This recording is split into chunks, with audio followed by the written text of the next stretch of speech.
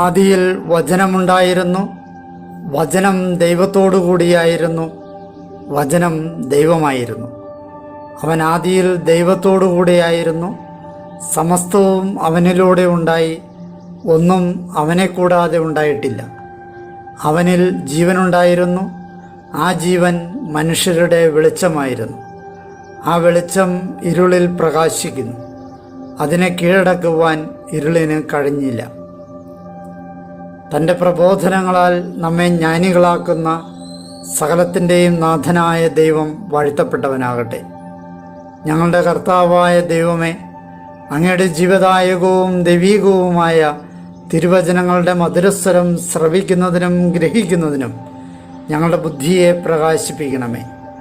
അങ്ങയുടെ വിശുദ്ധമായ പ്രബോധനത്താൽ ഞങ്ങളെ ജ്ഞാനികളാക്കണമേ. ഞങ്ങളുടെ ഇരുളടഞ്ഞ ജീവിതത്തെ അങ്ങയുടെ വചന വെളിച്ചത്താൽ പ്രകാശിപ്പിക്കണമേ. അങ്ങയുടെ വചനങ്ങളാൽ ഞങ്ങളുടെ മനസ്സിനെ ജ്വലിപ്പിക്കണമേ. ആമേൻ. ഒരു വർഷം കൊണ്ടുള്ള സമ്പൂർണ്ണ ബൈബിൾ വായന 49-ാം ദിവസം. വിശുദ്ധ കൂടാരത്തിൻ്റെ നിർമ്മാണം. ഇന്നേ ദിവസം നമ്മൾ പുറപ്പാടിൻ്റെ പുസ്തകം 35-36 അധ്യായങ്ങൾ, ലേവ്യരുടെ പുസ്തകം 25-ാം അധ്യായം, 81-ാം സങ്കീർത്തനം എന്നിവ വായിക്കുന്നു. വിശുദ്ധ കൂടാരത്തിൻ്റെ നിർമ്മാണത്തിനും ശുശ്രൂഷകൾക്കുമായി ഇസ്രായേൽ ജനങ്ങൾ കാണിക്ക സമർപ്പിക്കുന്നതും നിർമ്മാണ പ്രവർത്തനങ്ങളുമാണ് 49-ാം ദിവസം നാം വായിക്കുന്നത്. സാബത്ത് ആചരണത്തിൻ്റെ ആവശ്യകത കർത്താവ് എടുത്തു പറയുന്നു. 50-ാം ആണ്ട് ജൂബിലി വർഷമായി ആചരിക്കണമെന്നുള്ള നിർദ്ദേശങ്ങളും ലേവ്യരുടെ പുസ്തകത്തിൽ നിന്ന് നമുക്ക് ശ്രവിക്കാം. പുറപ്പാടിൻ്റെ പുസ്തകം 35-ാം അധ്യായം, സാബത്ത് വിശ്രമം. മോശ ഇസ്രായേലിലെ സമൂഹത്തെ മുഴുവൻ വിളിച്ചുകൂട്ടി അവരോട് പറഞ്ഞു, നിങ്ങൾ നിറവേറ്റാനായി കർത്താവ് കൽപ്പിച്ചിട്ടുള്ള കാര്യങ്ങൾ ഇവയാകുന്നു. 6 ദിവസം ജോലി നിർവഹിക്കട്ടെ, എന്നാൽ 7-ാം ദിവസം നിങ്ങൾക്ക് കർത്താവിനായുള്ള വിശ്രമത്തിൻ്റെ വിശുദ്ധ സാബത്തായിരിക്കട്ടെ. അന്ന് ജോലി ചെയ്യുന്ന ആരും വധിക്കപ്പെടണം. സാബത്ത് ദിവസം നിങ്ങളുടെ വാസസ്ഥലങ്ങളിൽ ഒരിടത്തും നിങ്ങൾ തീ കത്തിക്കരുത്. സമാഗമ കൂടാരത്തിനു വേണ്ട കാഴ്ചവസ്തുക്കൾ. ഇസ്രായേലിൻ്റെ സമൂഹത്തോട് മുഴുവൻ മോശ ഇപ്രകാരം പറഞ്ഞു, ഇതാകുന്നു കർത്താവ് കൽപ്പിച്ചിട്ടുള്ള കാര്യം. നിങ്ങളിൽ നിന്ന് തന്നെ കർത്താവിനുള്ള കാണിക്ക എടുക്കുവിൻ. ഓരോ ഉദാരമതിയും കർത്താവിൻ്റെ കാണിക്ക കൊണ്ടുവരട്ടെ. സ്വർണം, വെള്ളി, പിച്ചള, നീല, ധൂമ്ര, കടും ചുമപ്പ് നൂലുകൾ, ചണനൂലുകൾ, കോലാട്ടിൻ രോമം, ഉറക്കിട്ട മുട്ടാടിൻ തോലുകൾ, നിലക്കരടി തോലുകൾ, കരുവേലത്തടികൾ, ദീപത്തിനുള്ള എണ്ണ, അഭിഷേക തൈലത്തിനും പരിമളധൂപനത്തിനുമുള്ള സുഗന്ധദ്രവ്യങ്ങൾ, പ്രധാന അങ്കിക്കും ഉരസ്ത്രാണത്തിനുമുള്ള ഗോമേതക രത്നങ്ങൾ, പൂരണരത്നങ്ങൾ എന്നിവ. ജ്ഞാനമതിയായി നിലങ്ങളിലുള്ള ഓരോരുത്തരും വന്ന് കർത്താവ് കൽപ്പിച്ചിട്ടുള്ളതെല്ലാം ഉണ്ടാക്കണം.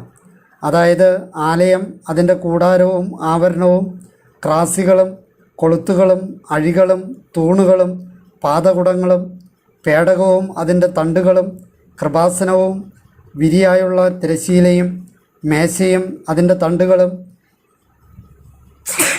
എല്ലാ ഉപകരണങ്ങളും, സാന്നിധ്യത്തിൻ്റെ അപ്പവും ദീപത്തിനുള്ള വിളക്കുകാലും അതിൻ്റെ ഉപകരണങ്ങളും, തിരിനാളങ്ങളും വിളക്കെണ്ണയും ധൂപന ബലിപീഠവും അതിൻ്റെ തണ്ടുകളും അഭിഷേക തൈലവും പരിമളധൂമവും ആലയവാതിലിനുള്ള കവാടവിരിയും ഹോമബലിപീഠം അതിനുള്ള പിച്ചള ചട്ടടുപ്പ് അതിൻ്റെ തണ്ടുകളും എല്ലാ ഉപകരണങ്ങളും, ക്ഷാളനപാത്രം അതിൻ്റെ പീഠവും, അങ്കണമറകൾ അതിൻ്റെ തൂണുകളും പാദകുടങ്ങളും, അങ്കണ കവാടത്തിനുള്ള വിരിയും, ആലയത്തിൻ്റെ കുറ്റികൾ, അങ്കണത്തിൻ്റെ കുറ്റികൾ, അവയുടെ കയറുകൾ, വിശുദ്ധ സ്ഥലത്ത് ശുശ്രൂഷയ്ക്ക് വേണ്ട തൊങ്ങൽ വസ്ത്രങ്ങൾ, പുരോഹിതനായ അഹ്റോന് വേണ്ട വിശുദ്ധ വസ്ത്രങ്ങൾ, പുരോഹിത വൃത്തി ചെയ്യേണ്ടതിന് അവൻ്റെ പുത്രന്മാർക്ക് വേണ്ട വസ്ത്രങ്ങൾ എന്നിവ.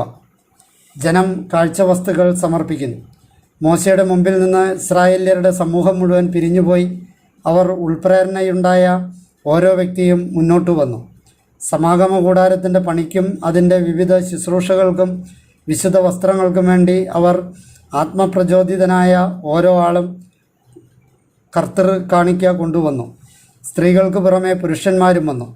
ഹൃദയം പ്രേരിപ്പിച്ചതനുസരിച്ച് അവരെല്ലാവരും സൂചിപ്പതക്കവും കർണവളയവും അങ്കുലീയവും തോൾവളയും എല്ലാത്തരം സ്വർണ്ണ ഉരുപ്പടിയും കൊണ്ടുവന്നു. അങ്ങനെ ഓരോരുത്തരും കർത്താവിന് സ്വർണ്ണ നീരാജനം ഒഴിഞ്ഞു.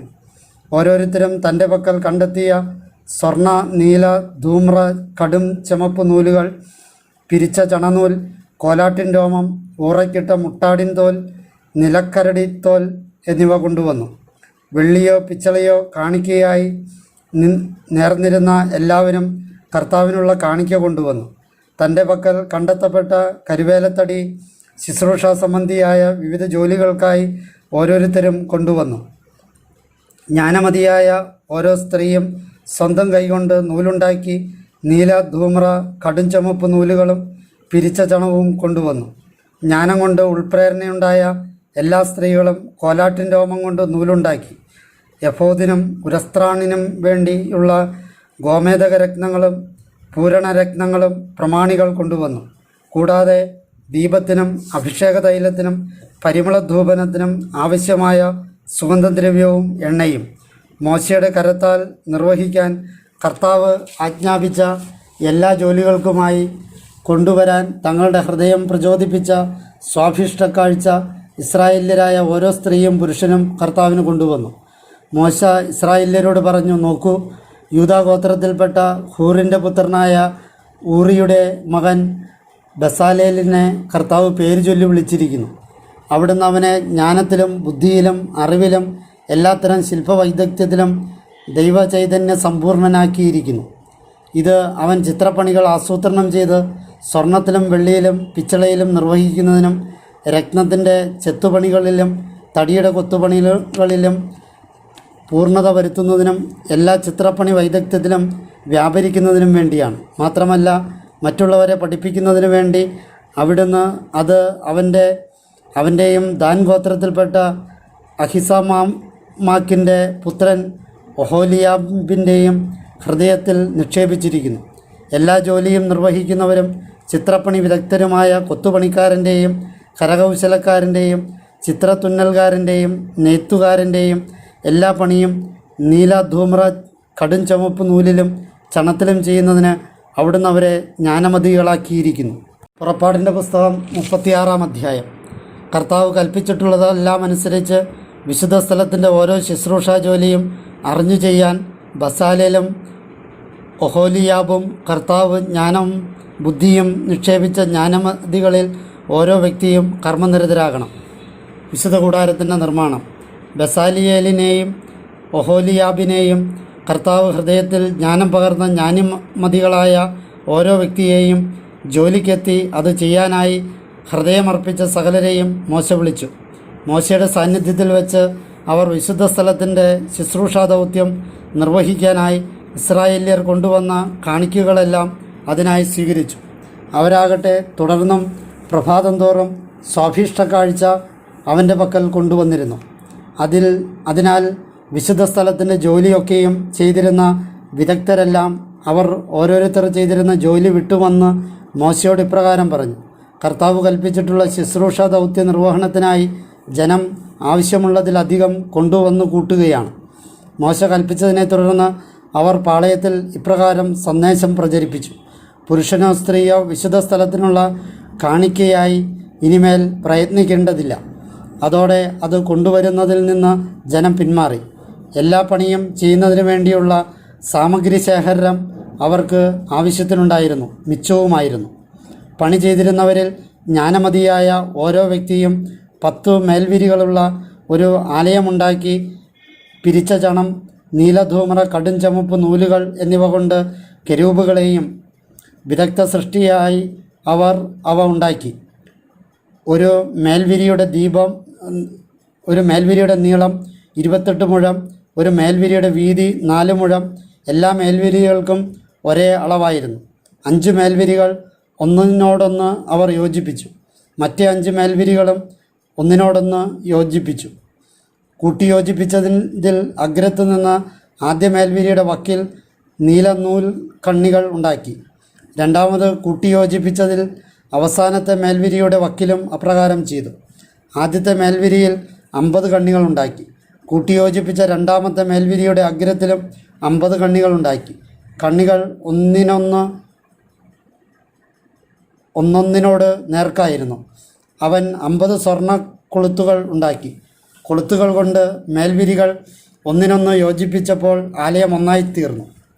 കൂടാതെ ആലയത്തിന് മുകളിൽ കൂടാരമായി കോലാട്ടിൻ രോമം കൊണ്ടുള്ള മേൽവിരികൾ അവനുണ്ടാക്കി. 11 മേൽവിരികളായാണ് അവ ഉണ്ടാക്കിയത്. ഒരു മേൽവിരിയുടെ നീളം 30 മുഴം, ആ മേൽവിരിയുടെ വീതി 4 മുഴം. 11 മേൽവിരികൾക്കും ഒരേ അളവ്. 5 മേൽവിരികൾ പ്രത്യേകമായും 6 മേൽവിരികൾ പ്രത്യേകമായും അവൻ യോജിപ്പിച്ചു. കൂട്ടിയോജിപ്പിച്ച മേൽവിരിയുടെ വക്കിൽ അഗ്രഭാഗത്ത് 50 കണ്ണികളും കൂട്ടിച്ചേർത്ത രണ്ടാമത്തെ മേൽവിരിയുടെ വക്കിൽ 50 കണ്ണികളും ഉണ്ടാക്കി. ഒന്നായിരിക്കാൻ കൂടാരം കൂട്ടിച്ചേർക്കുന്നതിന് അവൻ 50 പിച്ചളക്കൊളുത്തുകൾ ഉണ്ടാക്കി. ഊറക്കിട്ട മുട്ടാടിൻ തോലിൻ്റെ ഒരാവരണം കൂടാരത്തിനു വേണ്ടി അവനുണ്ടാക്കി. അതിന് മുകളിലായി നിലക്കരടി തോലിൻ്റെ ഒരാവരണവും. അവൻ ആലയത്തിനായി ലംബമായ കരിവേലത്തടികൾ കൊണ്ട് ക്രാസികൾ ഉണ്ടാക്കി. ക്രാസി ഒന്നിൻ്റെ വീതി 1.5 മുഴം, ക്രാസിയുടെ നീളം 10 മുഴം. ഒന്നിനോട് കൂട്ടിയിണക്കുന്ന 2 തള്ളുകൾ വീതം ഓരോ ക്രാസിക്കും ഉണ്ടായിരുന്നു. ആലയത്തിൻ്റെ എല്ലാ ക്രാസികൾക്കും അവൻ അപ്രകാരം ഉണ്ടാക്കി. ആലയത്തിനായി ക്രാസികൾ അവനുണ്ടാക്കി. തെക്കുവശത്ത് തെക്കോട്ട് 20 ക്രാസികൾ, 20 ക്രാസികളുടെ കീഴിലായി 40 വെള്ളിപ്പാദക്കുടങ്ങൾ അവനുണ്ടാക്കി. ഒരു ക്രാസിയുടെ 2 തള്ളുകൾക്ക് കീഴിലായി 2 പാദകുടങ്ങൾ, മറ്റേ ക്രാസിയുടെ 2 തള്ളുകൾക്ക് കീഴിലായി 2 പാദകുടങ്ങൾ. ആലയത്തിൻ്റെ രണ്ടാമത്തെ വശത്തിനായി, അതായത് വടക്കുവശത്തിനായി 20 ക്രാസികൾ അവനുണ്ടാക്കി. അവയുടെ 40 പാദകുടങ്ങൾ വെള്ളിയായിരുന്നു. ഒരു ക്രാസിക്ക് കീഴിൽ 2 പാദകുടങ്ങൾ, 2 പാദകുടങ്ങൾ മറ്റേ ക്രാസിക്ക് കീഴിൽ. ആലയത്തിൻ്റെ പിൻഭാഗമായ പടിഞ്ഞാറ് വശത്ത് അവൻ 6 ക്രാസികൾ നിർമ്മിച്ചു. പിൻഭാഗത്ത് ആലയത്തിൻ്റെ മൂലകൾക്കായി 2 ക്രാസികൾ അവനുണ്ടാക്കി. അവ ചുവട് മുതൽ ജോഡിയായിരുന്നു. തലക്കിലും അവ ജോഡിയായി ഒന്നിച്ച് ഒരേ വള്ളയത്തിലായിരുന്നു. അവ രണ്ടിൻ്റെയും 2 മൂലകൾക്കായി അവൻ അപ്രകാരമുണ്ടാക്കി. 8 ക്രാസികളുണ്ടായിരുന്നു. അവയുടെ പാദകുടങ്ങൾ വെള്ളിയായിരുന്നു. 16 പാദകുടങ്ങൾ, ഓരോ ക്രാസിയുടെയും ചുവട്ടിൽ 2 പാദകുടങ്ങൾ വീതം. അവൻ കരുവേലത്തടിയുടെ അഴികൾ ഉണ്ടാക്കി. ആലയത്തിൻ്റെ ഒന്നാമത്തെ വശത്തെ ക്രാസികൾക്ക് 5 എണ്ണം, ആലയത്തിൻ്റെ രണ്ടാമത്തെ വശത്തെ ക്രാസികൾക്ക് 5 അഴികൾ. പിൻഭാഗത്ത് പടിഞ്ഞാറായി ആലയത്തിൻ്റെ ക്രാസികൾക്ക് 5 അഴികൾ. ക്രാസികളുടെ മധ്യത്തിലൂടെ ഒരറ്റം മുതൽ മറ്റേ അറ്റം വരെ കടക്കാനായി നടുവിലത്തെ അഴി അവനുണ്ടാക്കി. അവൻ ക്രാസികൾ സ്വർണം പൊതിഞ്ഞു. അഴികൾക്ക് സങ്കേതങ്ങളായ അവയുടെ വളയങ്ങൾ സ്വർണം കൊണ്ടുണ്ടാക്കി. അഴികളും സ്വർണം പൊതിഞ്ഞു. നീല, ധൂമ്ര, കടുംചുമപ്പ് നൂലുകൾ, പിരിച്ച ചണം എന്നിവ കൊണ്ട് അവനൊരു തിരശ്ശീലയുണ്ടാക്കി. കെരൂബുകളുള്ള വിദഗ്ധ കലാസൃഷ്ടിയായി അത് സജ്ജമാക്കി. അവൻ അതിന് കരിവേലം കൊണ്ടുള്ള 4 തൂണുകളുണ്ടാക്കി. അവ സ്വർണം പൊതിഞ്ഞു. അവയുടെ കൊളുത്തുകളും സ്വർണമായിരുന്നു. അവയ്ക്ക് 4 വെള്ളിപ്പാദക്കുടങ്ങൾ അവൻ വാർത്തു. നീല, ധൂമ്ര, കടുംചുമപ്പ് നൂലുകളും പിരിച്ച ചണവും കൊണ്ടുള്ള ചിത്രത്തുന്നൽപ്പണിയായ ഒരു വിരി കൂടാരവാതിലിന് അവനുണ്ടാക്കി. അതിൻ്റെ 5 തൂണുകളും അവയുടെ കൊളുത്തുകളും മകുടങ്ങളും പട്ടകളും അവൻ സ്വർണം പൊതിഞ്ഞു. അവയുടെ 5 പാദകുടങ്ങൾ പിച്ചളയായിരുന്നു. ലേവ്യരുടെ പുസ്തകം 25-ാം അധ്യായം. സാബത്ത് വർഷം. കർത്താവ് സീനായി മലയിൽ വെച്ച് മോശയോട് വചിച്ചു, ഇസ്രായേല്യരോട് നീ പ്രഖ്യാപിച്ചു പറയണം, ഞാൻ നിങ്ങൾക്ക് തരുന്ന ദേശത്ത് നിങ്ങൾ പ്രവേശിക്കുമ്പോൾ കർത്താവിന് ഒരു സാബത്തായി ആ ദേശം വിശ്രമിക്കണം. 6 വർഷം നിനക്ക് നിൻ്റെ നിലം വിതയ്ക്കുകയും 6 വർഷം മുന്തിരി വെട്ടിയൊരുക്കുകയും അതിൻ്റെ വിള ശേഖരിക്കുകയും ചെയ്യാം. എന്നാൽ 7-ാം വർഷം ദേശത്തിന് പാവന വിശ്രമത്തിൻ്റെ സാബത്തായിരിക്കണം, കർത്താവിനുള്ള സാബത്ത്. നീ നിൻ്റെ നിലം വിതയ്ക്കരുത്, മുന്തിരി വെട്ടിയൊരുക്കുകയും അരുത്. നിൻ്റെ കൊയ്ത്തിൻ്റെ പിൻവിള നീ കൊയ്യരുത്. വെട്ടിയൊരുക്കാത്ത മുന്തിരിയുടെ ഫലങ്ങൾ നീ പറിക്കുകയും അരുത്. കാരണം അത് ദേശത്തിൻ്റെ പാവന വിശ്രമ വർഷമാണ്. ദേശത്തിൻ്റെ സാബത്ത് നിങ്ങൾക്ക് ഭക്ഷണത്തിനുള്ളതായിരിക്കും. നിനക്കും നിൻ്റെ ദാസനും ദാസിക്കും പ്രവാസികളായി നിന്നോടുകൂടെയുള്ള നിൻ്റെ കൂലിക്കാരനും കുടികിടപ്പുകാരനും നിൻ്റെ കന്നുകാലികൾക്കും നിൻ്റെ ദേശത്തെ ജന്തുഗണത്തിനും അതിൻ്റെ മുഴുവൻ വിളയും ഭക്ഷിക്കാനുള്ളതായിരിക്കും. ജൂബിലി വർഷം. നിനക്കായി വർഷങ്ങളുടെ 7 സാബത്തുകൾ, അതായത് 7 പ്രാവശ്യം 7 വർഷങ്ങൾ നീ എണ്ണണം. വർഷങ്ങളുടെ 7 സാബത്തുകളുടെ ദൈർഘ്യം നിനക്ക് 49 വർഷങ്ങളായിരിക്കും. 7-ാം മാസം 10-ാം തീയതി നീ ആമോദ കാഹളം മുഴക്കണം. പരിഹാരകർമ്മങ്ങളുടെ ദിനം നിങ്ങളുടെ ദേശമെമ്പാടും നിങ്ങൾ കാഹളം മുഴക്കണം. 50-ാം ആണ്ടിൻ്റെ കാലയളവ് നിങ്ങൾ വിശുദ്ധീകരിക്കണം. ദേശത്തിൽ അതിൻ്റെ നിവാസികൾക്കെല്ലാം നിങ്ങൾ സ്വാതന്ത്ര്യം പ്രഖ്യാപിക്കണം. അത് നിങ്ങൾക്ക് ജൂബിലി ആയിരിക്കും. നിങ്ങൾ ഓരോരുത്തനും അവനവൻ്റെ അവകാശത്തിലേക്ക് തിരിച്ചെത്തണം. ഓരോരുത്തനും അവനവൻ്റെ കുടുംബത്തിലേക്ക് മടങ്ങിപ്പോകണം. 50-ാം ആണ്ടിൻ്റെ കാലയളവ് നിങ്ങൾക്ക് ജൂബിലി ആയിരിക്കണം. വിതയ്ക്കരുത്, അതിൻ്റെ പിൻവിള കൊയ്യരുത്. വെട്ടിയൊരുക്കാത്തവ നിങ്ങൾ മുറിച്ചെടുക്കുകയും അരുത്. എന്തെന്നാൽ അത് ജൂബിലിയാണ്, നിങ്ങൾക്ക് വിശുദ്ധമായതാണ്. വയലിൽ നിന്നുള്ള വിള നിങ്ങൾക്ക് ഭക്ഷിക്കാം. ജൂബിലിയുടെ ഈ വർഷത്തിൽ നിങ്ങൾ ഓരോരുത്തരും അവനവൻ്റെ അവകാശത്തിലേക്ക് തിരികെ പോകണം. അയൽക്കാരന് നിങ്ങൾ വിക്രയ വസ്തു കൊടുക്കുമ്പോഴും അയൽക്കാരൻ്റെ കയ്യിൽ നിന്ന് വാങ്ങുമ്പോഴും നിങ്ങളാരും തൻ്റെ സഹോദരനെ ഞെരുക്കരുത്. ജൂബിലിക്ക് ശേഷമുള്ള വർഷങ്ങളുടെ എണ്ണമനുസരിച്ച് അയൽക്കാരനിൽ നിന്ന് നീ വാങ്ങാവൂ. വിളവർഷങ്ങളുടെ എണ്ണമനുസരിച്ചായിരിക്കണം അവൻ നിനക്ക് വിൽക്കേണ്ടത്. വർഷങ്ങളുടെ വർധനയനുസരിച്ച് അതിൻ്റെ വില നീ വർദ്ധിപ്പിക്കണം. വർഷങ്ങളുടെ കുറവനുസരിച്ച് അതിൻ്റെ വില നീ കുറയ്ക്കണം. എന്തെന്നാൽ വിളകളുടെ എണ്ണമാണ് അവൻ നിനക്ക് നൽകുന്നത്. നിങ്ങൾ പരസ്പരം ഞെരുക്കരുത്. നീ ദൈവത്തെ പ്രതി ഭയപ്പെടണം. ഞാനാണ് നിങ്ങളുടെ ദൈവമായ കർത്താവ്. നിങ്ങൾ എൻ്റെ ചട്ടങ്ങൾ അനുവർത്തിക്കണം, എൻ്റെ ന്യായവിധികൾ പാലിക്കണം. നിങ്ങൾ അവ പ്രാവർത്തികമാക്കണം. എങ്കിൽ ദേശത്ത് നിങ്ങൾ സുരക്ഷിതമായി വസിക്കും. ദേശം അതിൻ്റെ ഫലം നൽകുകയും നിങ്ങൾ തൃപ്തിയാവോളം ഭക്ഷിച്ച് സുരക്ഷിതമായി അതിൽ വസിക്കുകയും ചെയ്യും. ഇതാ, ഞങ്ങൾ വിതയ്ക്കുന്നില്ല, ഞങ്ങളുടെ വിള ശേഖരിക്കുന്നുമില്ല. 7-ാം വർഷം ഞങ്ങൾ എന്തു ഭക്ഷിക്കും എന്ന് നിങ്ങൾ തീർച്ചയായും ചോദിക്കും. 6-ാം വർഷത്തിൽ എൻ്റെ അനുഗ്രഹം നിങ്ങൾക്ക് വേണ്ടി ഞാൻ കൽപ്പിച്ചിട്ടുണ്ട്. 3 വർഷത്തേക്കുള്ള വിള അത് ഉൽപ്പാദിപ്പിക്കും. 8-ാം വർഷം നിങ്ങൾ വിതയ്ക്കുമ്പോൾ നിങ്ങൾ വിളശേഖരത്തിൽ നിന്ന് ഭക്ഷിച്ചുകൊണ്ടിരിക്കും. 9-ാം വർഷം വരെ, അതായത് അതിൻ്റെ വിള വരുന്നതുവരെ നിങ്ങൾ മുൻകാല വിള ഭക്ഷിക്കും. ഭൂമി എന്നേക്കുമായി വിൽക്കപ്പെടരുത്. എന്തെന്നാൽ ഭൂമി എൻ്റേതാണ്, നിങ്ങളോ എൻ്റെ അടുക്കൽ പ്രവാസികളും കുടികടപ്പുകാരും. നിങ്ങളുടെ അവകാശമായ ദേശത്തെവിടെയും ഭൂമിക്ക് നിങ്ങൾ വീണ്ടെടുപ്പ് നൽകണം. വീണ്ടെടുപ്പ് നിയമം. നിന്റെ സഹോദരൻ ദരിദ്രനായി തീർന്ന് തൻ്റെ അവകാശത്തിൽ ഒരു ഭാഗം വിൽക്കേണ്ടി വന്നാൽ അവൻ്റെ വീണ്ടെടുപ്പുകാരൻ അവനെ സമീപിച്ച് തൻ്റെ സഹോദരൻ്റെ വിറ്റ വസ്തു വീണ്ടെടുക്കണം. എന്നാൽ ഒരുവന് വീണ്ടെടുപ്പുകാരനായി ആരുമില്ലാതിരിക്കുകയും പിന്നീട് അവന് വിഭവശേഷി ഉണ്ടാവുകയും വീണ്ടെടുപ്പിനുള്ള പ്രാപ്തി നേടുകയും ചെയ്താൽ അത് വിറ്റതു മൂലമുള്ള വർഷങ്ങൾ അവൻ കണക്കാക്കി അത് ആർക്ക് വിറ്റുവോ അവന് അധിക തുക തിരികെ കൊടുത്ത് അവൻ തൻ്റെ അവകാശത്തിലേക്ക് മടങ്ങണം. എന്നാൽ അവന് തിരിച്ചെടുക്കാൻ ആവശ്യമായത് അവൻ്റെ കയ്യിൽ ഒതുങ്ങുന്നില്ല എങ്കിൽ വിറ്റ വസ്തു ജൂബിലി വർഷം വരെ അത് വാങ്ങിയവൻ്റെ കൈവശമായിരിക്കട്ടെ. എന്നാൽ ജൂബിലി വേളയിൽ അവൻ പുറപ്പെട്ട് തൻ്റെ അവകാശത്തിലേക്ക് മടങ്ങണം.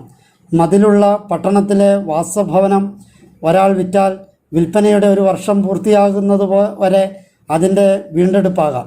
ഇതായിരിക്കും അതിൻ്റെ വീണ്ടെടുപ്പ് കാലാവധി. ഒരു പൂർണ്ണ വർഷം തികയുന്നതിനുള്ളിൽ അവന് വേണ്ടി അത് വീണ്ടെടുക്കപ്പെടുന്നില്ലെങ്കിൽ മതിലുള്ള പട്ടണത്തിലെ വീട് അത് വാങ്ങിയവന് അവൻ്റെ തലമുറകളിലൂടെ എന്നേക്കുമായി നിലകൊള്ളും. ജൂബിലി വർഷത്തിൽ അവൻ ഒഴിയേണ്ടതില്ല. എന്നാൽ ചുറ്റും മതിലില്ലാത്ത പുരയിടങ്ങളിലെ വീടുകൾ ദേശത്തെ നിലം പോലെ കണക്കാക്കപ്പെടും. അതിന് വീണ്ടെടുപ്പ് അവകാശമുണ്ട്. ജൂബിലി വേളയിൽ അവൻ ഒഴിഞ്ഞു പോകണം. ലേവായരുടെ പട്ടണങ്ങളുടെ കാര്യത്തിൽ, അതായത് അവരുടെ അവകാശമായ പട്ടണഭവനങ്ങളുടെ കാര്യത്തിൽ ശാശ്വതമായ വീണ്ടെടുപ്പ് അവകാശം ലേവായർക്കുണ്ട്. ലേവായരിൽ നിന്ന് വീണ്ടെടുക്കുന്നവൻ വിക്രയ ഭവനവും തൻ്റെ അവകാശമായ പട്ടണവും ജൂബിലി വേളയിൽ ഒഴിഞ്ഞു പോകണം.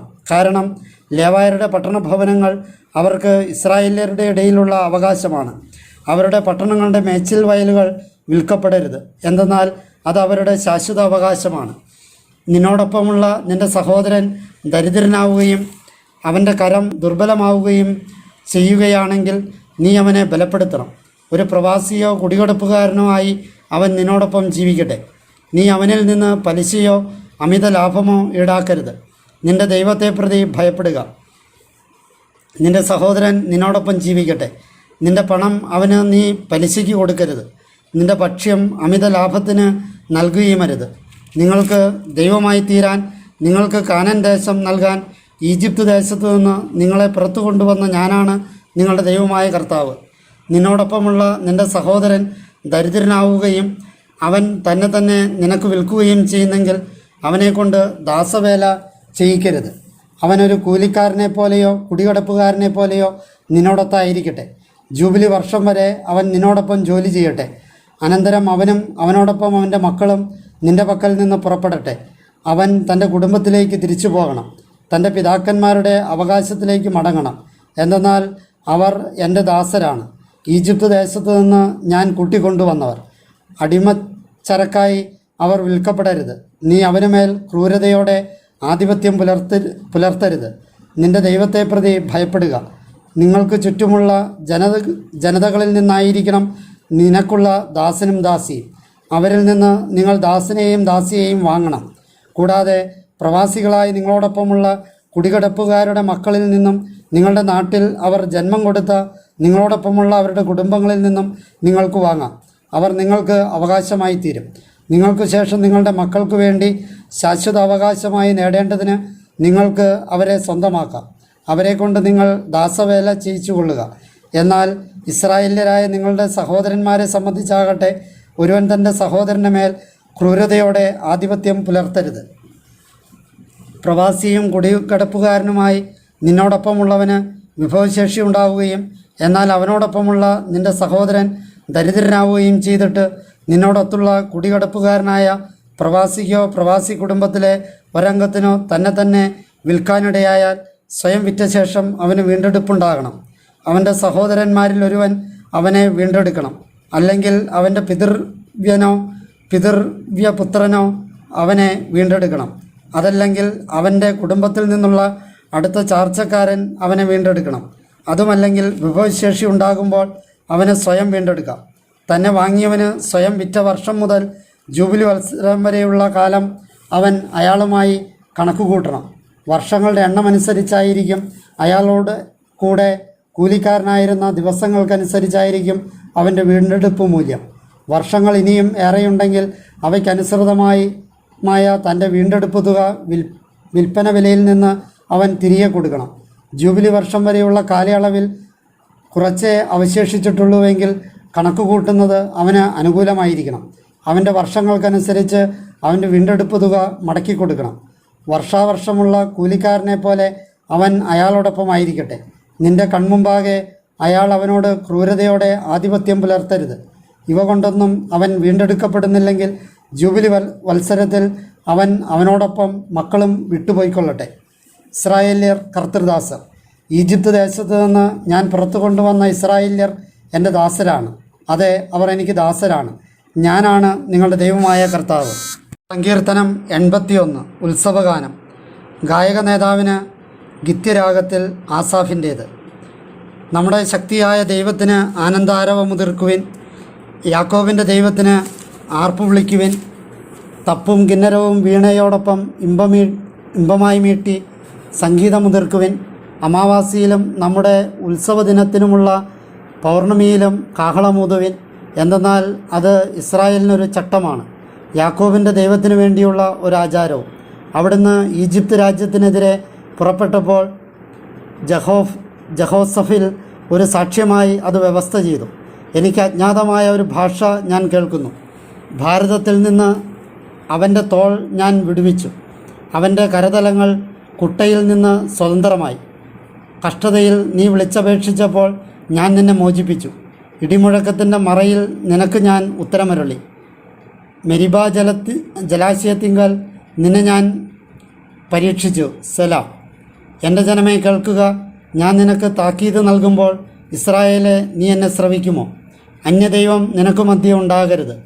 വേറെ ദൈവത്തെ നീ ആരാധിക്കാൻ പാടില്ല. ഞാനാണ് നിൻ്റെ ദൈവമായ കർത്താവ്, ഈജിപ്ത് ദേശത്ത് നിന്ന് നിന്നെ കൂട്ടിക്കൊണ്ടുവന്നവൻ. നിൻ്റെ വായ് നന്നായി തുറക്കുക, ഞാനത് നിറയ്ക്കാം. എന്നാൽ എൻ്റെ ജനം എൻ്റെ സ്വരം ശ്രവിച്ചില്ല, ഇസ്രായേൽ എനിക്ക് വഴങ്ങിയില്ല. അതിനാൽ ഞാൻ അവരെ തങ്ങളുടെ ഹൃദയകാഠിന്യത്തിൽ വിട്ടുകൊടുത്തു. അവർ സ്വന്തം പദ്ധതികളിൽ വ്യാപരിച്ചു. എൻ്റെ ജനം എന്നെ കേട്ടിരുന്നെങ്കിൽ, ഇസ്രായേൽ എൻ്റെ മാർഗങ്ങളിൽ ചരിച്ചിരുന്നെങ്കിൽ, ക്ഷണമാത്രയിൽ അവരുടെ ശത്രുക്കളെ ഞാൻ കീഴ്പ്പെടുത്തുമായിരുന്നു. അവരുടെ വൈരികൾക്കെതിരെ എൻ്റെ കൈ തിരിക്കുമായിരുന്നു. കർത്താവിൻ്റെ വിദ്വേഷകർ അവിടത്തേക്ക് വിധേയപ്പെടുമായിരുന്നു. അവരുടെ വിനാശകാലം എന്നേക്കുമുള്ളതാകുമായിരുന്നു. ഗോതമ്പ് സത്തിൽ നിന്ന് അവിടുന്ന് അവനെ തീറ്റുമായിരുന്നു. തേൻപാറയിൽ നിന്ന് ഞാൻ അവനെ സംതൃപ്തനാക്കുമായിരുന്നു.